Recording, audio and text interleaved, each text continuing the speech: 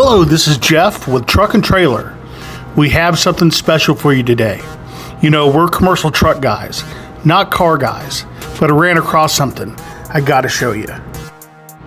I was at the auction the other day in Wichita, Kansas, and ran across this. At first glance, I was confused as to whether it was a G-Wagon or a restored Land Cruiser.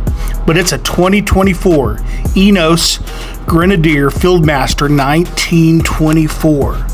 These first rolled off the assembly floor in 2022 and are produced in Hambach, France. I think I pronounced that right. The Grenadier is intended to be a modern replacement for the Land Rover Defender, which I dearly miss, and I think they're hitting the nail on the head. Now, I'm not going to get into all the specifications here, but here are a few items to note. It has a permanent four-wheel drive, 3 locking differentials, and under the hood, it has a 3.0 liter straight 6 BMW engine. It comes equipped with all the specifications that someone with discerning taste would expect. One of the things that is so unique is the dash controls look like you're in a battleship. My wife, who was in the aviation industry, mentioned how it looked just like a helicopter cockpit.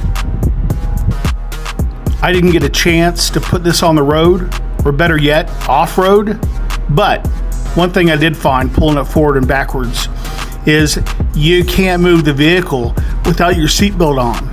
Not even if you're just going to move it across a parking lot or something. Kind of annoying.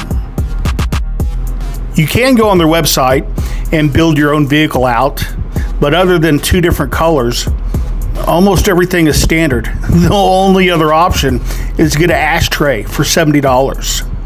Now, there are 18 U.S. dealers stretched across the U.S. from Portland, Oregon to Miami, Florida.